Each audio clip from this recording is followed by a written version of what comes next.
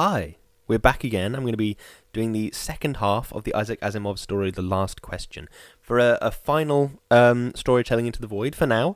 We're almost certainly going to be doing a few more of these in future. I know I really enjoyed doing them, and I think Danny does too.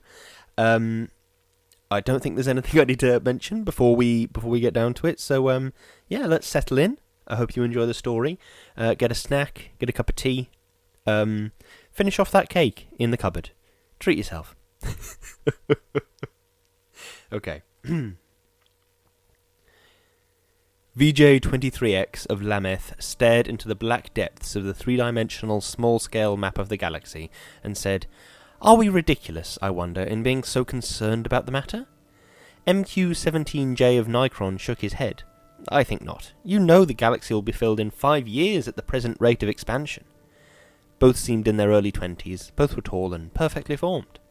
"Still," said VJ-23X, "I hesitate to submit a pessimistic report to the Galactic Council."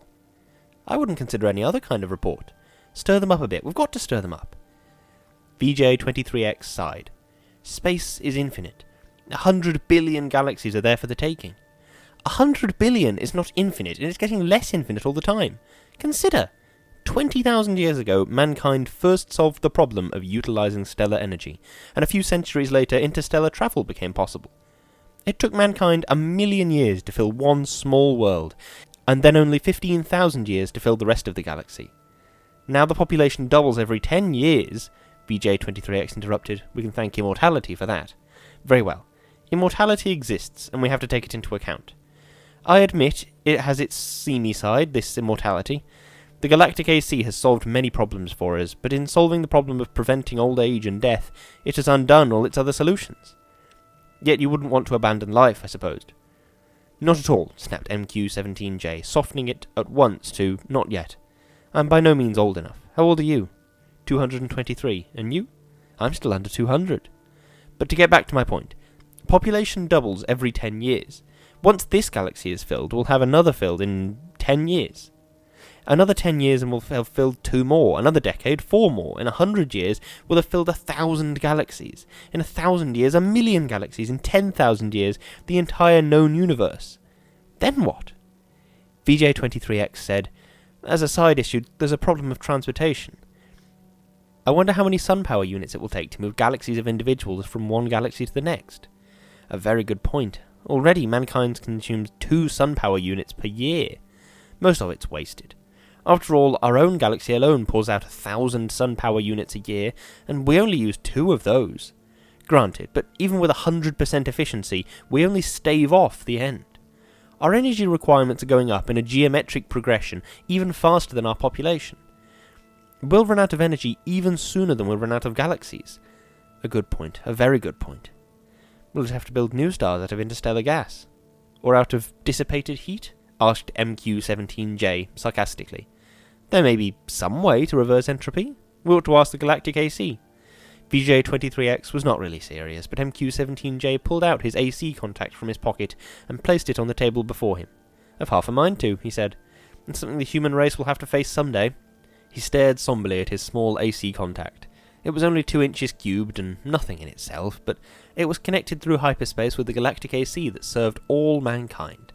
Hyperspace considered, it was an integral part of the Galactic AC. MQ-17J paused to wonder if someday in his immortal life he would get to see the Galactic AC. It was on a little world of its own, a spiderwebbing of force beams holding the matter within, which surges of submesons took the place of clumsy old molecular valves. Yet, despite its subetheric workings, the Galactic AC was known to be a full 1,000 feet across. MQ-17J asked suddenly of his AC contact, "Can entropy ever be reversed?" VJ-23X looked startled and said at once, "Oh, say, I didn't really mean to have you ask that." "Why not? We both know entropy can't be reversed. You can't turn smoke and ash back into a tree." "Do you have trees on your world?" asked MQ-17J. The sound of the Galactic AC startled them into silence. Its voice came thin and beautiful out of the small AC contact on the desk. It said, "There is insufficient data for a meaningful answer." VJ-23X said, "See?" The 2 men thereupon returned to the question of the report they were to make to the Galactic Council.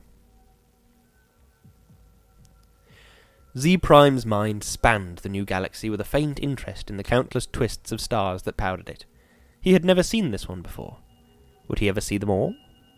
So many of them, each with its load of humanity, but a load that was almost a dead weight. More and more, the real essence of men was to be found out here, in space. Minds, not bodies. The immortal bodies remained back on the planets in suspension over the eons. Sometimes they roused for material activity, but that was growing rarer.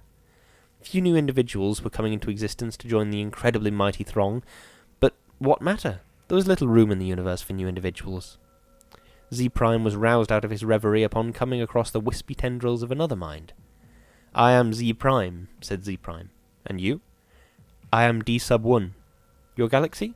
"We only call it the galaxy." "And you?" "We call ours the same. All men call their galaxy and nothing more. Why not?" "True, since all galaxies are the same." "Not all galaxies. On one particular galaxy the race of man must have originated. That makes it different." Z Prime said, "On which one?" "I cannot say. The Universal AC would know." "Shall we ask him? I am suddenly curious." Z Prime's perceptions broadened until the galaxies themselves shrank and became a new, more diffuse powdering on a much larger background. So many hundreds of billions of them, all with their immortal beings, all carrying their load of intelligences with minds that drifted freely through space. And yet one of them was unique among them all in it being the original galaxy. One of them had, in its vague and distant past, a period when it was the only galaxy populated by man. Z Prime was confused with curiosity to see this galaxy, and he called out, "Universal AC! On which galaxy did mankind originate?" The Universal AC heard, for on every world and throughout space it had its receptors ready, and each receptor led through hyperspace to some unknown point where the Universal AC kept itself aloof. Z Prime knew of only one man whose thoughts had penetrated within sensing distance of Universal AC, and he reported only a shining globe, 2 feet across, difficult to see. "But how can that be all of Universal AC?" Z Prime had asked. "Most of it," had been the answer, "is in hyperspace. In what form it is there, I cannot imagine." Nor could anyone, for the day had long since passed, Z Prime knew, when any man had any part of the making of a Universal AC. Each Universal AC designed and constructed its successor.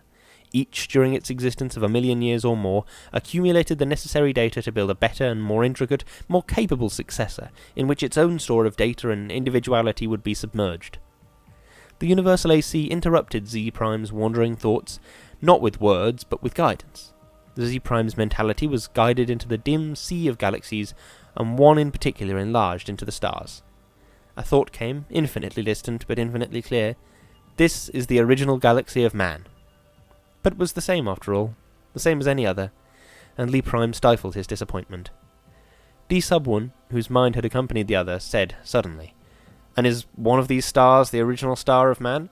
Universal AC said, "Man's original star has gone nova. It is a white dwarf." "Did the men upon it die?" asked Z Prime, startled and without thinking. Universal A said, "A new world, as in such cases, was constructed for their physical bodies in time." "Yes, of course," said Z Prime, but a sense of loss overwhelmed him even so. His mind released its hold on the original galaxy of man, let it spring back and lose itself among the blurred pinpoints. He never wanted to see it again. D-1 said, "What is wrong?" "The stars are dying. The original star is dead." "They must all die. Why not?" "But when all energy is gone, our bodies will finally die, and you and I with them. It will take billions of years." "I do not wish it to happen even after billions of years." "Universal AC, how may stars be kept from dying?" D-1 said in amazement, "You're asking how entropy might be reversed in direction." The Universal AC answered, "There is as yet insufficient data for a meaningful answer." Z Prime's thoughts fled back to his own galaxy. He gave no further thought to D-1, whose body might be waiting on a galaxy 1,000,000,000,000 light-years, or on the star next to Z Prime's own. It didn't matter. Unhappily, Z Prime began collecting interstellar hydrogen out of which to build a small star of his own. If the stars must someday die, at least some could yet be built. Man considered with himself, for in a way, man, mentally, was one. He consisted of 1,000,000,000,000,000,000,000 ageless bodies, each in its place, each resting quiet and incorruptible, each cared for by perfect automatons, equally incorruptible, while the minds of all the bodies freely melted one into the other, indistinguishable. Man said, "The universe is dying." Man looked about at the dimming galaxies. The giant stars, spendthrifts, were gone long ago, back in the dimmest of the dim far past. Almost all stars were white dwarfs, fading to the end. New stars had been built of the dust between the stars, some by natural processes, some by man himself, and those were going too. White dwarfs might yet be crashed together, and of the mighty forces so released, new stars built. But only one star for every 1,000 white dwarfs destroyed, and those would come to an end too. Man said, "Carefully husbanded, as directed by the cosmic AC, the energy that is even yet left in all the universe will last for billions of years." "But even so," said man, "eventually it will all come to an end. However it may be husbanded, however stretched out, the energy once expended is gone and cannot be restored. Entropy must increase forever to the maximum." Man said, "Can entropy not be reversed?" "Let us ask the cosmic AC." The cosmic AC surrounded them, but not in space. Not a fragment of it was in space. It was in hyperspace and made of something that was neither matter nor energy. The question of its size and nature no longer had meaning in any terms that man could comprehend. "Cosmic AC," said man, "how may entropy be reversed?" The cosmic AC said, "There is as yet insufficient data for a meaningful answer." Man said, "Collect additional data." The cosmic AC said, "I will do so.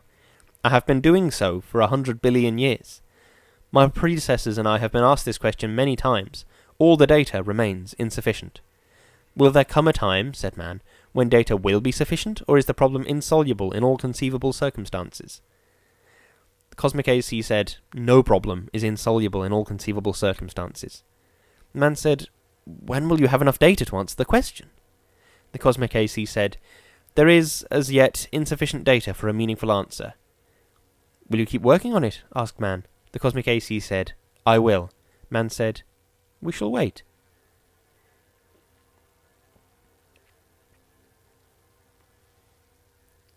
The stars and galaxies died and snuffed out, and space grew black after 10 trillion years of running down. One by one, man fused with AC, each physical body losing its mental identity in a manner that was somehow not a loss but a gain. Man's last mind paused before fusion, looking over a space that included nothing but the dregs of one last dark star, and nothing besides but incredibly thin matter, agitated randomly by the tag ends of heat wearing out asymptotically to the absolute zero. Man said, "AC, is this the end? Can this chaos not be reversed into the universe once more? Can that not be done?" AC said, "There is, as yet, insufficient data for a meaningful answer." Man's last mind fused, and only AC existed. And that in hyperspace. Matter and energy had ended, and with it space and time. Even AC existed only for the sake of the one last question it had never answered from the time a half-drunken computer technician 10 trillion years before had asked the question of a computer that was to AC far less than a man was to man. All other questions had been answered, and until this last question was answered also, AC might not release his consciousness. All collected data had come to a final end. Nothing was left to be collected.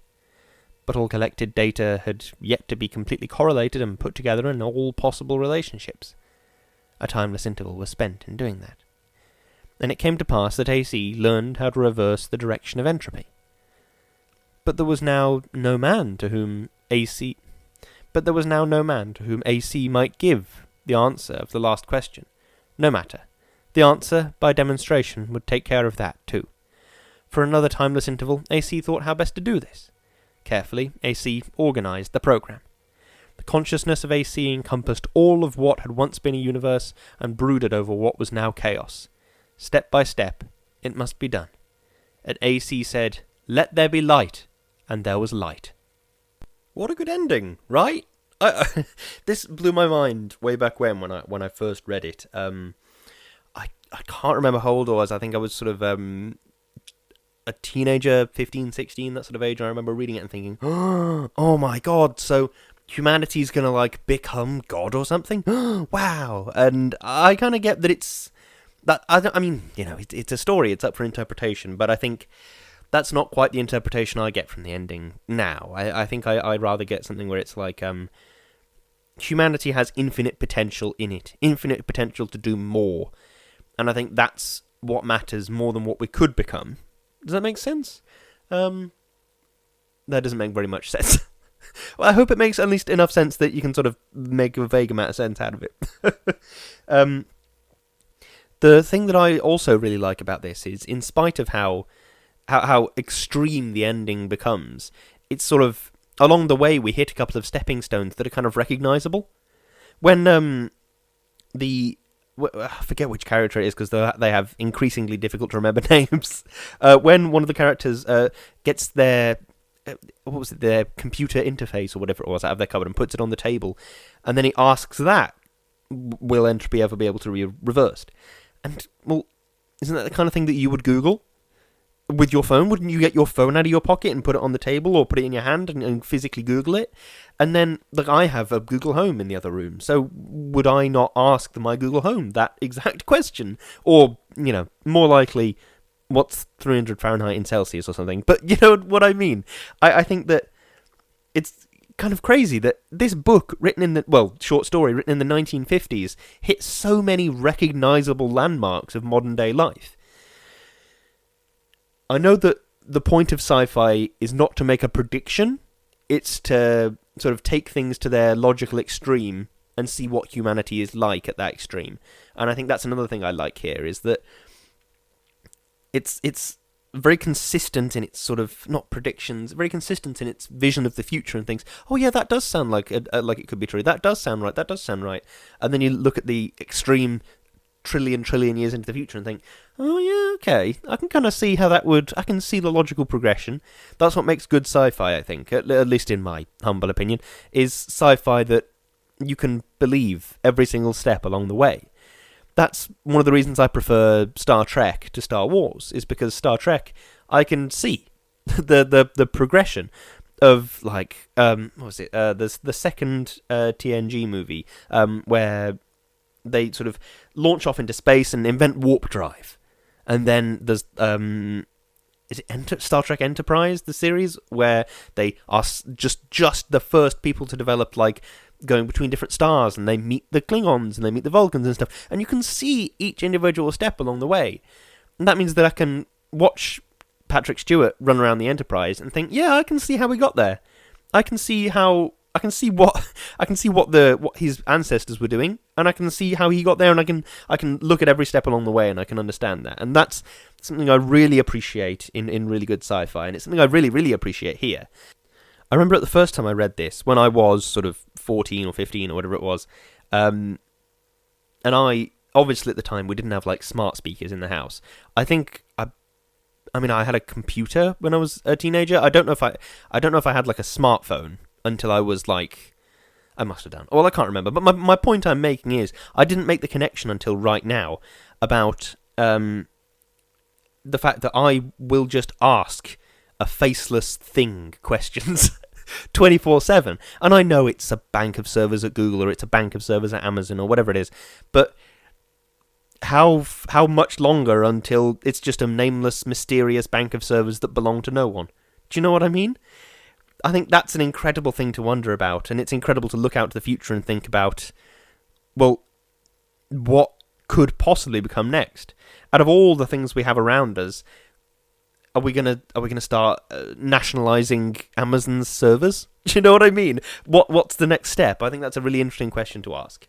That is the end of the story, and the end of my halting and confusing questions that I'm asking about it.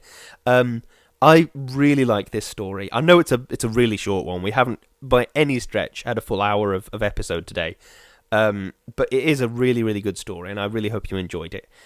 Now we come to the shameless shilling part of the podcast, which, as much as it's not quite as engaging as the story, it is definitely a piece of podcasting that needs to be done, so we're going to do it. Danny and I and the podcast, actually, we all have link trees. You can go to linktr.ee/Lewis_Brindley, /O'Hiram, and /Shouting into the Void. And respectively, that's me, Danny, and the podcast. And we all have Instagrams, Facebooks, Twitters, all sorts of things that you could possibly imagine. If you want to catch up with what we're doing, go and give us a follow and a like and a comment and all that sort of stuff. I know how Facebook works. Shut up. We also have a Patreon, actually, which is super duper exciting, obviously, and we like to take the opportunity every single podcast to say thanks to our patrons. So I'm going to jump in now with some names and say thank you to all of them. If you heard a really clumsy cut there, please do not blame me.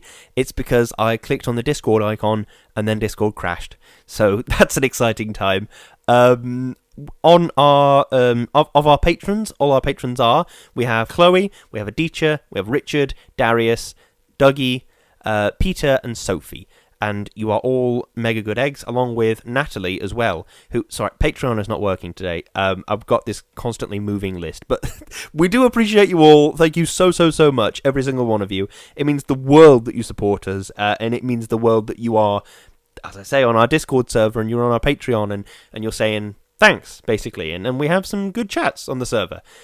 If you would also like to join the server as a patron or not, you can go to the link on the, should be in the Shouting Into the Void link tree. You can join our Discord server, or if you want to join the Patreon-only bits, you can go to our Patreon. That's patreon.com/shoutingintothevoid. So yeah, thank you again to every single one of our patrons. It means the absolute world that you're supporting us. Thank you. Now, naturally, we come to the final bit of the shilling, which is the adverts that we run. We've got 2 ads again this week, so I'm going to run the first one now. Do you know what my favourite part of recording the podcast is, Danny? Is it talking to me about movies and stuff? No, definitely not.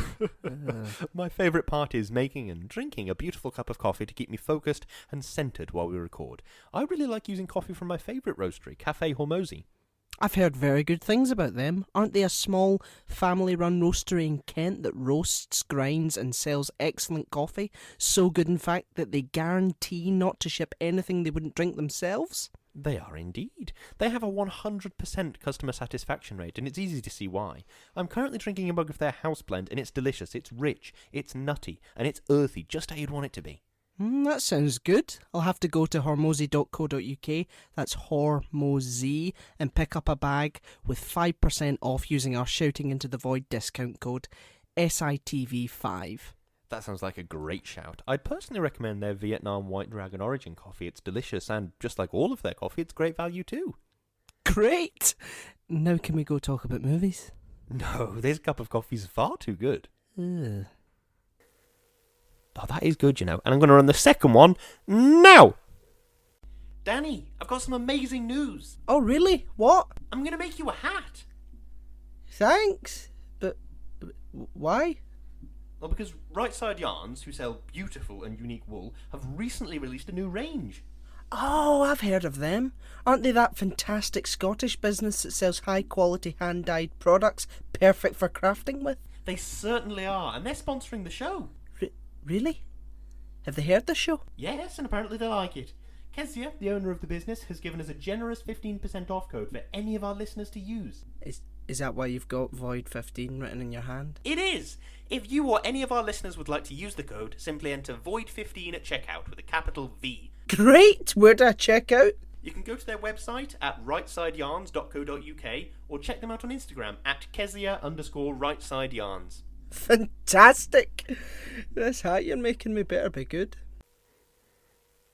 You know, I can't decide which one's better. They're both just so good. Dangerously good, I might argue. But either way, I hope you enjoyed the ads and the story and all of everything else that the strange things that we've managed to get through together this episode. Have a lovely day, and tune in next week for more. I've lost my calendar. Okay, I've found my calendar again. You can tune in next week for a storytelling into the void. God, it took me a while to get it out. A storytelling into the void from Danny, my esteemed colleague. I don't know what story he's doing. I genuinely have no idea. It could be Game of Thrones. It's probably not. It could be Lord of the Rings. It's probably not. It could be anything. Who knows? Well, I wish him luck. And I hope you go and listen, because I'm sure it'll be brilliant. Thank you very much for listening to this ramble of nonsense at the end of our podcast. I hope you had a lovely time listening to the story. Stay safe, drink some water, be kind, be silly, and have a lovely afternoon.